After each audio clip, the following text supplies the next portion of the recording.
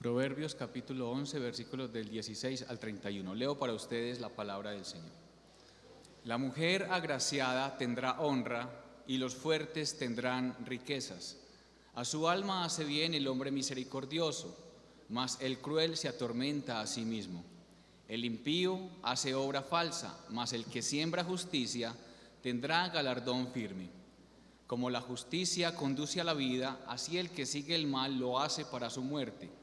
Abominación son a Jehová los perversos de corazón, mas los perfectos de camino les son agradables. Tarde o temprano el malo será castigado, mas la descendencia de los justos será librada. Como zarcillo de oro en el hocico de un cerdo es la mujer hermosa y apartada de razón. El deseo de los justos es solamente el bien, mas la esperanza de los impíos es el enojo. Hay quienes reparten y les es añadido más, y hay quienes retienen más de lo que es justo, pero vienen a pobreza. El alma generosa será prosperada, y el que saciare, él también será saciado. Al que acapara el grano, el pueblo lo maldecirá, pero bendición será sobre la cabeza del que lo vende. El que procura el bien buscará favor, mas al que busca el mal, éste le vendrá. El que confía en sus riquezas caerá, mas los justos reverdecerán como ramas. El que turba su casa heredará viento, y el necio será siervo del sabio de corazón. El fruto del justo es árbol de vida, y el que gana almas es sabio. Ciertamente el justo será recompensado en la tierra, cuanto más el impío y el pecador. Amén. Bueno, hermanos, recordemos que desde el capítulo 1 hasta el capítulo 9, Salomón nos ha dicho cuál es el propósito del libro: instruir en sabiduría y discernimiento. Y él ofrece una serie de exhortaciones a su hijo Roboam principalmente, el cual será el próximo rey de Israel, y lo incita, lo anima a atesorar la sabiduría por encima de todo lo demás. Y a partir del capítulo 10, nosotros comenzamos a estudiar los proverbios propiamente dichos. La palabra proverbio significa comparación, y son frases cortas, pero muy profundas en su enseñanza. Y la mayoría de ellos los encontramos en forma de contraste, o lo que se conoce como paralelismo antitético. Es decir, vamos a encontrar en un solo versículo dos frases que se contrastan la una con la otra, se dan luz la una a la otra, pero normalmente, hermanos, no encontramos coherencia de un versículo a otro. Por eso es muy difícil para el maestro hacer un bosquejo como lo hacemos normalmente aquí en las clases o en las predicaciones. Sin embargo, yo he tratado de agrupar estos versículos que estudiaremos en el día de hoy por temas para que tengamos un orden en la enseñanza. Y quiero hacer una nota de aclaración o recordar algo muy importante. Los proverbios son divinamente inspirados, lo cual nos lleva a decir, hermanos, que son la verdad absoluta de Dios. Sin embargo, estas declaraciones, hermanos, no siempre deben ser tomadas como promesas específicas que si usted lleva a cabo un proceso dado, usted tendrá un resultado seguro. Usted puede hacer cosas que este libro dice, que este libro enseña, y puede encontrar ciertas decepciones en su vida. No obstante, las excepciones, hermanos, no desmienten la regla, ya que lo que dice los proverbios o el proverbio es verdad. Bueno, los contrastes que vemos en el libro de los proverbios están relacionados con la sabiduría y la necedad. Sabiduría y necedad. Y los diferentes temas que abordan estos proverbios siempre tienen ese enfoque, el enfoque de la sabiduría y la necedad. Vamos a ver un ejemplo para que ustedes puedan entender y saber cuál es la dinámica de estos proverbios. Vamos a poner la diapositiva, por favor. El proverbio capítulo 10, versículo 4 dice lo siguiente: la mano negligente empobrece, mas la mano de los diligentes enriquece. Entonces vemos que tenemos una parte de una tesis, como lo dice el pastor Julio, que es la tesis de la sabiduría en la parte izquierda, y está la tesis de la necedad en la parte derecha. Este proverbio comienza hablando de la antítesis de la necedad, dice: la mano negligente empobrece. Y la tesis de la sabiduría dice: mas la mano de los negligentes enriquece. Si usted se da cuenta, tenemos resaltado con color rojo lo que dice la tesis de la necedad, o la antítesis de la necedad, dice la mano negligente. Esta se contrasta con la mano de los diligentes. Si ven el contraste, es muy fácil. Este es un proverbio muy fácil. Y tenemos un conector de contraste que es la palabra más. Vamos a encontrar la palabra más o la palabra pero, que contrasta, hace un contraste. Dice: la mano del negligente empobrece, pero la mano de los diligentes enriquece. Empobrece se contrasta con enriquece. Y de esta manera, todos los proverbios que vamos a ver, o la mayoría de ellos que vamos a ver en esta mañana, se forman de esta manera. Ahora, ¿qué nos corresponde a nosotros? Nos corresponde interpretar lo que el proverbio quiere decir. Hay unos que son muy fáciles de interpretar, hay otros un tanto más difíciles, puesto que nos separan muchos años desde que el libro fue escrito. Entonces hay proverbios que son un poco difíciles de explicar o de comprender. ¿Qué conclusión llegamos con este proverbio? Bueno, que la persona que es negligente o la persona que es perezosa en su trabajo, bueno, y no solamente en el trabajo, sino en cualquier área de su vida, pero yo lo puse en el trabajo, que es perezosa, que llega tarde a su trabajo, que no está dispuesta a entregar todo de sí para que las cosas le salgan bien, llega a empobrecerse. Pero que la persona que madruga, que está dispuesta, que se pone a la orden, que hace las cosas con ánimo, esta persona llega a enriquecerse. Es muy sencillo, ¿cierto? Esa va a ser la dinámica, pues, hermanos, en esta mañana. Y yo he agrupado el texto que leímos en 3 partes. El primer punto, o la primera parte, vamos a ver el contraste entre la economía sabia y la economía necia. La segunda parte, el contraste entre la justicia y la impiedad. Y en el tercer punto vamos a ver otros contrastes. Allí están los versículos escritos. Bueno, hermanos, vamos a iniciar con la primera parte, el contraste entre la economía sabia y la economía necia. Versículos 24, 25, 26 y 28. Ustedes van a estar viendo allí los contrastes en una tabla. Vamos a iniciar con el versículo 24. Hay quienes reparten y le es añadido más, y hay quienes retienen más de lo que es justo, pero vienen a pobres. Ahí está el contraste entre hay quienes reparten y hay quienes retienen más de lo que es justo. Ahí está el contraste. Y le es añadido más a los que reparten, pero a los que retienen más vienen a pobreza.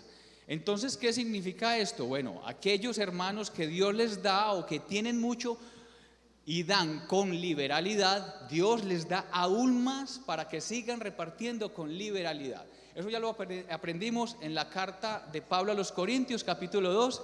El que da generosamente, segará generosamente, o generosamente también segará. Hermanos, porque un corazón que no es cautivo de la codicia siempre está dispuesto a dar. Pero por el otro lado tenemos a los que retienen. ¿Quiénes son los que retienen? Bueno, los que ahorran mucho o los que no dan cuando deben dar. Eso en sí mismo no está mal, el ahorrar no está mal.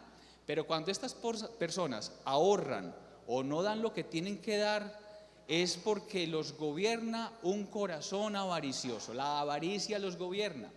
Dios les da, pero ellos no dan. Y al final Dios los castiga. ¿Qué dice el proverbio? Ellos vienen a pobres. Podríamos decir este proverbio de la siguiente manera: algunos dan generosamente y aumentan su fortuna, algunos ahorran más de lo necesario y se vuelven pobres. ¿Sí? Vamos al proverbio del versículo 25. Bueno, este proverbio no es propiamente un contraste. Dice: el alma generosa será prosperada, y el que saciare, él también será saciado. El principio es el mismo del versículo anterior. La persona que da generosamente, Dios la prospera. Esta palabra prospera en su original traduce ser engordado, ser engordado. Y ser engordado es sinónimo de riqueza, de abundancia, de plena satisfacción, de salud. Dios le bendice económicamente y espiritualmente. ¿Para qué? Para que siga dando a otros, como lo vimos en el versículo anterior. La palabra saciar quiere decir empapar o regar la tierra, es decir, que Él riega la tierra seca, luego Él también será regado. El que sacia a otros en sus necesidades, Él en algún momento también será saciado cuando lo requiera. Esa es la interpretación del versículo. El versículo 26 dice: el que acapara el grano, el pueblo lo maldecirá, pero bendición será sobre la cabeza del que lo vende. Hermanos, cuando escasea un producto de vital necesidad y sube la demanda, ¿qué pasa con el precio de este producto? ¿Alguien que diga? Sube el precio, ¿cierto que sí? Lo que está diciendo el versículo es que si alguien retiene un producto que es muy necesario para el pueblo, esperando a que éste escasee para subirle de precio, venderlo más alto, dice el texto que esto es impío, esto es altamente impío, hermanos, esto es pecado. Esto es pecado. De hecho, la ley colombiana castiga a los acaparadores, a los que suben los productos de precio más de lo que debe ser. Dice el principio que el pueblo maldice a aquel que especula con el precio de esos productos. Cuando dice que el pueblo maldice a tal persona, es que la persona habla mal de él o el pueblo se queja, y Dios está al tanto de la súplica de este pueblo, y lo que pasa es que Dios maldice, porque Dios es el único que puede maldecir a la persona, maldice a este acaparador. Pero aquella persona que teniendo el producto lo comercializa a tiempo y por el justo precio para satisfacer las necesidades del pueblo, Dios lo bendice grandemente. Dice que el pueblo lo bendice, pero al final Dios lo bendice. La bendición viene de parte de Dios. El profeta Amós nos presenta un relato relacionado con esto. En el tiempo del rey Jeroboam II, el tiempo de Usías, que era el rey de Israel, y en el tiempo de Usías, rey de Judá. Mire lo que dice Amós capítulo 8 a partir del versículo 4. Oíd esto, los que explotáis a los menesterosos, estos son los acaparadores, y arruináis a los pobres de la tierra, diciendo: ¿cuándo pasará el mes? Y venderemos el trigo, y la semana, y abriremos los graneros del pan, y achicaremos la medida, y subiremos el precio. ¿Sí ve? Van a dar menos producto, van a subir el precio del producto, y falsearemos con engaño la balanza para comprar los pobres por dinero y los necesitados por un par de zapatos, y venderemos los desechos del trigo. Jehová juró por la gloria de Jacob, no me olvidaré jamás de todas sus obras. ¿Sí ve? Dios está al tanto de la impiedad de estas personas y Él no se olvida de esto. Él ciertamente que va a castigar. Recordemos, hermanos, la historia de José en Egipto, cuando hubo hambre en toda la tierra. Hubo 7 años de hambre, los graneros fueron llenos, y cuando el pueblo clamó porque ya estaban sin comida, fueron donde Faraón, y Faraón dijo: vayan donde José. Y José, ¿qué hizo? Abrió los graneros y vendió el producto.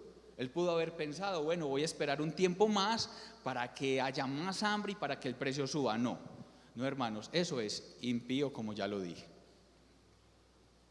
Los impíos, hermanos, confían en sus riquezas, y ellos por eso hacen este tipo de cosas. Ellos son avariciosos. Bueno, ahora vamos al versículo 28. El que confía en sus riquezas caerá, mas los justos reverdecerán como las ramas. Bueno, versículo 28. Los justos, el que confía en sus riquezas caerá, mas los justos reverdecerán como las ramas. Mire el contraste. El que confía en sus riquezas se contrastan con los justos. Los justos no confían en sus riquezas, pero el que confía en sus riquezas caerá. Pero por el contrario, los justos reverdecerán como ramas. Y aquí está el conector más. Los impíos confían en sus riquezas. Ellos o las riquezas son el muro de protección de los impíos. Pero si las riquezas se les van, se esfuman, ellos también se esfuman y caen como un muro. Pero los justos, los que no ponen su confianza en el dinero, sino que ponen su confianza en el Señor, ellos serán verdes como ramas de árboles que están plantados junto a corrientes de aguas. Amén. Estos 4 versículos, hermano, que acabamos de ver en relación con la sabiduría en cuanto al manejo del dinero, es el mismo. No debemos confiar, no debemos guardar más de lo necesario, no debemos acaparar con el fin de lucrarnos a nosotros mismos. Eso es avaricia. Por el contrario, hermanos, debemos confiar en el Señor, ser buenos administradores de los recursos que Dios nos da y dar a otros para bendición de ellos y de nosotros mismos. Ahora pasamos al segundo punto, el contraste entre la justicia y la impiedad. Contraste entre la injusticia y la impiedad. Y aquí tenemos varios sinónimos de justicia y impiedad. Tenemos el justo o el impío, tenemos el misericordioso y el cruel. Cuando decimos los perfectos de camino o los perversos, los justos y los malos, el justo y el pecador se refieren a lo mismo. Es un contraste entre la justicia y la impiedad. Mire lo que dice el versículo 17. A su alma hace bien el hombre misericordioso, mas el cruel se atormenta a sí mismo. A su alma hace bien, se atormenta a sí mismo. Ahí está el contraste. El hombre misericordioso se contrasta con el cruel.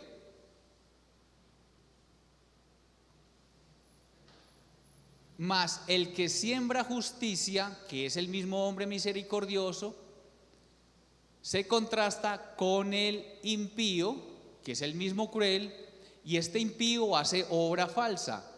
Pero este misericordioso o el que siembra justicia tendrá galardón firme. Y aquí tenemos el conector de contraste más. El misericordioso ve la miseria de su prójimo y se compadece de él. El misericordioso se está ejercitando en la piedad constantemente. Cada vez se parece más a su Señor, a Cristo. Su alma se purifica, su alma se hace como de oro. Pero aquel que se mira solamente a sí mismo, siendo cruel con otros, consiguiendo para sí mismo, él daña su alma. Vive atormentado, vive perturbado, vive afligido. Su conciencia lo acusa. Mire lo que dice Mateo 7:12. Así que todas las cosas que queráis que los hombres hagan con vosotros, así también haced vosotros con ellos.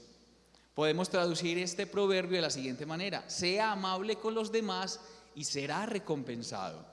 Sea cruel o sé cruel y sufrirás los resultados. Versículo 18. El impío hace obra falsa, mas el que siembra justicia tendrá galardón firme. Ahí está, lo mismo. A su alma hace bien, se contrasta con se atormenta. A ver, pasemos la diapositiva.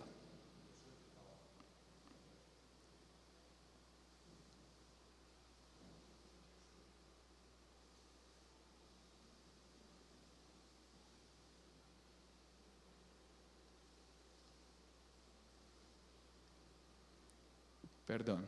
¿Yo soy el que la paso? Ok, pasemos al anterior, por favor. Versículo 18, sí, perdón. Dice, el impío hace obra falsa, mas el que siembra justicia tendrá galardón firme. Ahí está. El impío se contrasta con el que siembra justicia. El impío hace obra falsa, pero el que siembra justicia tendrá galardón firme. Todo lo que hace el hombre impío es falso, hermanos. Aunque puedan ser cosas que en apariencia son buenas y que ayudan a otros, en realidad son obras jactanciosas. El árbol malo da frutos malos. Esto también puede significar que las provisiones adquiridas por este impío son adquiridas mediante el engaño, mediante el soborno, mediante el robo. Por ejemplo, el hombre impío que trabaja toda su vida para asegurar su futuro puede pasar por encima de las demás personas que le estorban. Eso, hermanos, no tiene recompensa. Pero el justo que siembra, lo vemos aquí, el justo sembrando la pequeña semilla de la justicia, es decir, está actuando rectamente, está trabajando duro y con honestidad. Su recompensa, hermanos, es segura y es real, porque siembra esperando en Dios. Siembra esperando en Dios.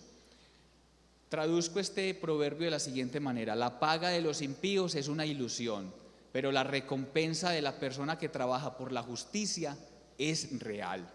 Versículo 19: como la justicia conduce a la vida, así el que sigue el mal lo hace para su muerte. Nuevamente, hermanos, como la justicia conduce a la vida, aquí como la justicia se contrasta el que sigue el mal. El que sigue el mal lo hace para su muerte, pero el que hace justicia lo conduce a la vida. Ahí está el contraste. Esta palabra, sí, este conector es el que nos hace el contraste. Hermanos, las obras de justicia en un creyente son las que determinan si realmente lo es o no, y lo llevarán por el camino seguro que conduce a la vida eterna, hermanos. Pero el que hace lo malo, lo único que le espera, ¿qué es? La muerte eterna. Traduzco este proverbio: si eres firme en hacer lo correcto, tendrás una larga vida, pero si sigues malos caminos, no vivirás. Versículo 20. Voy un poco rápido, hermanos, porque siempre hay mucho material y tal vez no alcancemos. Dice el versículo 20: abominación son a Jehová los perversos de corazón, mas los perfectos de camino le son agradables. Hermanos, el corazón malo, impío, perverso, Dios lo abomina. Es decir, que es del desagrado de Dios. Podemos decir que es repugnante o asqueroso. Eso traduce la palabra en su original. Pero, ¿qué hace un perverso de corazón? Bueno, un perverso de corazón es idólatra, es codicioso, se divorcia, es homosexual, es mentiroso, es orgulloso, sigue falsas religiones, es un asesino, es un falso testigo y causa divisiones. Pero, hermanos, por el contrario, Dios se deleita en aquel que anda en perfecto camino. Dios se deleita en aquel que se aparta del mal, se deleita en aquel que anda en santidad. ¿Por qué? Porque Dios es su único Dios, porque Él no es movido por la avaricia, porque rechaza tajantemente la homosexualidad y todas las formas de inmoralidad sexual. Es aquel que rechaza el aborto y cualquier otro tipo de asesinato. Es aquel que procura la unidad de la iglesia. Aquel que procura por todos los medios la unidad en su matrimonio, no viendo posible el divorcio. Los de perverso corazón son asquerosos para Dios, porque son contrarios a la naturaleza de Dios, la cual es santa y pura. Los de recto camino son el deleite de Dios, porque hacen su voluntad. ¿Sí ve? Versículo 21. Tarde o temprano el malo será castigado, mas la descendencia de los justos será librada. El mismo principio, el mismo contraste. Tarde o temprano el malo será castigado. El malo se contrasta con la descendencia de los justos. Será castigado el malo, pero la descendencia de los justos será librada. Aquí vimos especialmente la justicia de Dios en acción. Matthew Henry dice acerca de este versículo que comienza literalmente mano a mano, cuyo sentido es te lo aseguro. El origen de esta expresión, que es hebrea, ha de hallarse en la costumbre de chocar la mano para confirmar un asunto entre dos personas. Se expresa así la seguridad que el escritor tiene sobre la enseñanza que ofrece al decir tarde o temprano. Es decir, Es como si dijera: de cierto te digo. Eso es segurísimo. Porque, hermanos, Dios en su justicia perfecta no dejará sin castigo al malo. Este será castigado tarde que temprano. Si en esta vida el impío no es castigado, tengan la plena seguridad que en el día del juicio lo será, y será castigado eternamente, atormentado por la eternidad. Pero el justo, es decir, el que ha sido justificado por la muerte sustitutiva de Cristo, será librado de dicho castigo. ¿Saben por qué? Porque el castigo que era para nosotros fue sobre Cristo. Por eso se habla de justicia sustitutiva. Versículo 23. El deseo de los justos es solamente el bien, mas la esperanza de los impíos, el enojo. Miren, los justos planean, quieren hacer solo lo bueno, ellos quieren el bien para sí mismos y para los demás. Ellos no le desean el mal a nadie, siempre le desean lo mejor. Pero ¿qué hacen los impíos? Ellos planean y desean hacer el mal a otros. El mal se volverá en contra de ellos, porque ellos atraen la ira de Dios sobre ellos. Cuando los planes de una persona justa se cumplen, solo salen cosas buenas de él. Pero cuando los planes de una mala persona se cumplen, se enoja Dios. Vamos a pasar al versículo 27. El que procura el bien buscará favor, pero el que busca el mal, éste le vendrá. El que hace lo bueno le va bien, y el que hace lo malo le va mal. Ya. Muy sencillo, yo no sé qué más decir de esto. Verso 29, el que turba su casa heredará viento, y el necio será siervo del sabio de corazón. Este es un proverbio que es bastante difícil de entender, puede tener otra interpretación o otras interpretaciones. Yo me añado a esta, donde dice que aquí la casa puede significar la familia de una persona. Y heredar viento quiere decir que no heredará nada o no será heredero de nada. Vamos a expresarlo de esta manera: si creas problemas en tu familia, no heredarás nada de ellos.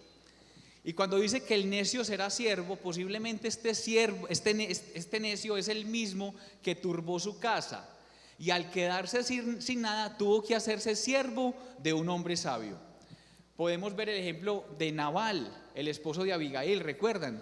El mal estaba destinado ya sobre Nabal, porque él no ayudó a David y a su ejército.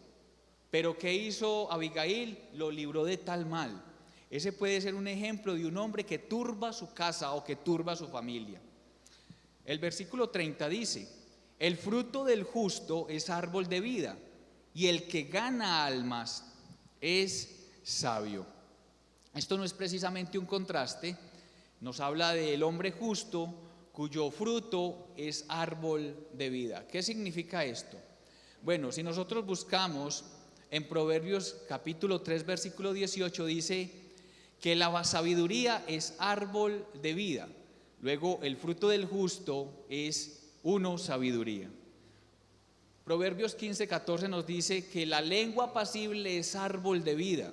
Luego el fruto del justo es lengua apacible, lo que me lleva a mí a concluir de que el fruto del justo es entonces la forma como él vive, lo que piensa, cómo se comporta, que lo hace conforme a la voluntad de Dios, de una manera sabia, hablando bien, ¿sí? El fruto del justo es bendición para otros. Cuando dice aquí que el justo gana almas, es decir que su actitud piadosa tiene un impacto positivo en otros, y estos otros estarían dispuestos a ser reprendidos y enseñados por él, y lo cual podría terminar en la predicación del evangelio que salvaría sus almas perdidas. Leyendo mucho acerca de esto, todos concuerdan de que no necesariamente cuando dice que el sabio gana almas se refiere directamente a la predicación del evangelio o a ganar almas para Cristo. No, es una actitud de sabiduría que atrae a las otras personas, y esto podría desembocar, como ya lo dije, en la predicación del evangelio. Como dice Matthew Henry, ganan almas porque atraen a otros para darles buenos consejos y comunicarles sabiduría. Primera de Pedro 2:12 dice: manteniendo buena vuestra manera de vivir. ¿Sí ve? Como justos, como piadosos, viviendo píamente entre los gentiles, para que en lo que murmuran de vosotros como de malhechores, glorifiquen a Dios en el día de la visitación al considerar vuestras buenas obras. Obras sabias, obras de justicia. El versículo 31 nos dice: ciertamente el justo será recompensado en la tierra, ¿cuánto más el impío y el pecador? Cuando dice que el justo será recompensado, quiere decir que será disciplinado o castigado. Miren acá. El justo se contrasta con el impío y el pecador, ¿cierto?